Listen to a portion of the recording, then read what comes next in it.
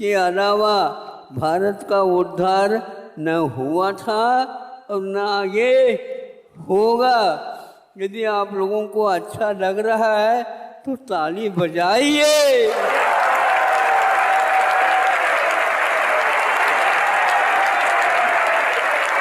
जो पाप करता है आत्मा को गर्त में और पहुंचा देता है। धर्म की परिभाषा क्या है वस्तुतः? वो यह है कि पुनाति आत्मानं पवित्रीक्रियते अनेन इति धर्म है। जो आत्मा को पवित्र बना देता है और जिससे सारे अमंगल टल जाते हैं, उसका नाम धर्म है। इसलिए वह नेचर को भी, स्वभाव को भी धर्म कहा है। उस स्वभाव को प्राप्त करने के लिए मार्ग के रूप में धर्म को स्वीकार किया है, जो अपने अपने शक्ति के अनुसार जो आप लोग कर रहे हैं। विदेशों में धर्म की परिभाषा क्या है? तो विदेशों में धर्म की परिभाषा एक प्रकार से रिलीजन का है। रिलीजन का अर्थ अलग होता है, जिसको हिंदीकारों ने निकाला यह सांप्रदायिक है। इसी बात को लेकर के विदेश का अनुकरण करके भारत वालों ने भी इसके लिए क्या कहा कि वह धर्मनिरपेक्ष ये भारत रहेगा। यह है इन लोगों का दुर्भाग्य, जो विदेश के द्वारा बताए हुआ परिभाषा को, स्वरूप को स्वीकार कर लिया। अरे राष्ट्र की उन्नति, राष्ट्र की रक्षा एक प्रकार से धर्म से विमुख होने के उपरांत आज कौन सा राष्ट्र मुझे बताओ जो धर्म से विमुख हो करके अपने राष्ट्र को उन्नत बनाया हो। भारत को सोचना चाहिए, अपने साहित्य, अपना दर्शन, अपनी संस्कृति का अध्ययन करे। धर्ममय यदि राजा होता है तो प्रजा का पूरा सुख शांति के स्थान पर बना सकता है। जो व्यक्ति धर्म से विमुख हो जाएगा, जनता की रक्षा नहीं कर सकेगा। कुर्सी पर भी बैठना चाहते हो तो यही धर्म आपके लिए बिठा सकता है, नहीं तो चक्कर खा करके गिर जाओगे, ध्यान रखो।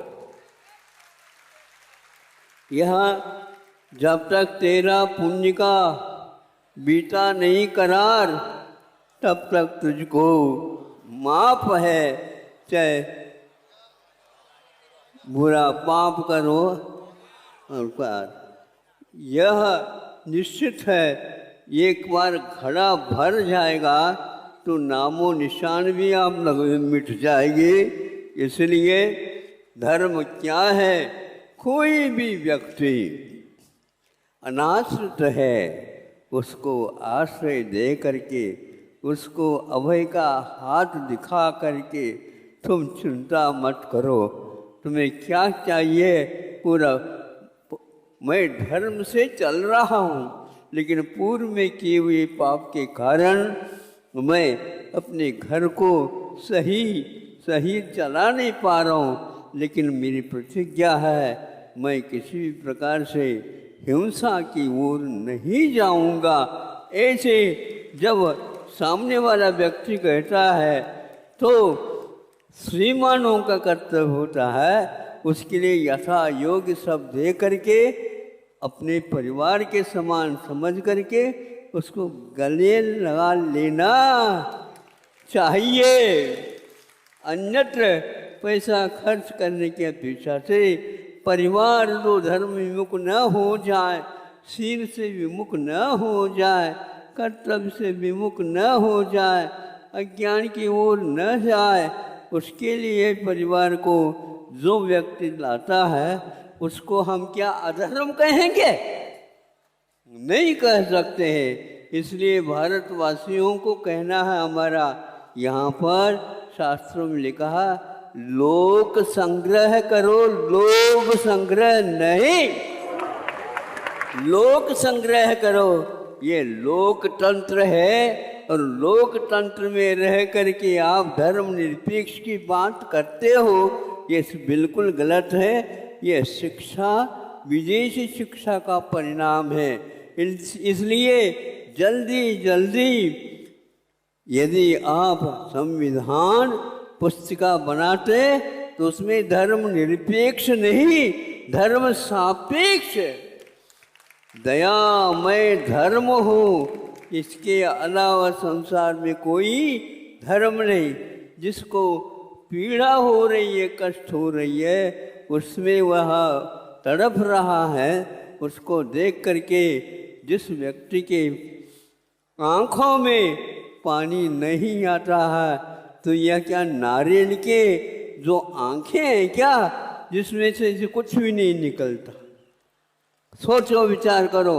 इसलिए आज से ये संकल्प लो, जल्दी जल्दी नेताओं को कह दो नहीं, हम धर्म सापेक्ष, हिंसा से रहित, झूठ से रहित, चोरी जारी से रहित और कुशील से रहित होकर के हम परिग्रह की सीमा बनाने और सीमा बनाने के उपरांत जो बच जाता है उसको इस प्रकार के जो अनाथ अनाश्रित अज्ञानी जैसे हैं उनको देख करके गले लगाना। इसके अलावा भारत का उद्धार न हुआ था और न आगे होगा। यदि आप लोगों को अच्छा लग रहा है तो ताली बजाइए।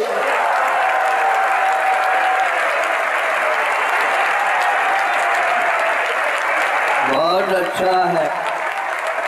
यह ध्वनि, यह आवाज एक प्रकार से वहाँ केंद्र तक पहुँच जाए। ये भोले बाबा के दरबार की आवाज है। इसको हम चरितार्थ आप ही लोगों से कर सकते, मान सकते हैं। और कोई भी नेता चुन करके आते हैं, किंतु हम क्या करें, हम मजबूर हैं। मजबूर भले हो लेकिन मजदूर मत बनाओ दूसरे को। हाँ, ये मजबूती के साथ आपको करना है। इसलिए कल हमारे पास लगभग 5 तो शाखाएं चल रही हैं। प्रतिमास्थली की ओर से हजारों बच्चियां जहाँ पर विद्या अध्ययन करती है, संस्कार पाती है, इन सबको देख करके और समाज के सब एकत्रित हो करके 170 से 75 कम से कम पढ़ी लिखी नहीं समझे वो सारे के सारे प्रतिज्ञाबद्ध हो गए आपके सामने। और उन्होंने कहा कि हम उस प्रकार के विद्या अध्ययन कराएंगे, संस्कार देंगे जिसके द्वारा कोई भी बच्चे पराश्रित नहीं होगी। यदि मान लो उनके लिए और विशेष कष्ट दिया जाता है तो उसके लिए ऐसा ऐसा संस्कार दिया जाएगा जिसके द्वारा वह 10-10, 20-20 और बच्चियों को तैयार करके स्वाश्रित और पराश्रित नहीं, स्वाश्रित होकर के माता पिता भाई बहन परिवार की और इतना ही नहीं, राष्ट्र के लिए भी अपना योगदान देने के लिए प्रतिज्ञाबद्ध हो गई। मैंने सोचा वही इतनी व्यवस्था कैसी होगी, जैसे पूर्व में 5 की हुई थी, ये एक साथ 5 यदि होते हैं तो आज कम से कम भी 20-25 स्थान से आ रहे हैं। हमारे यहाँ भी प्रतिभास्थली होनी चाहिए।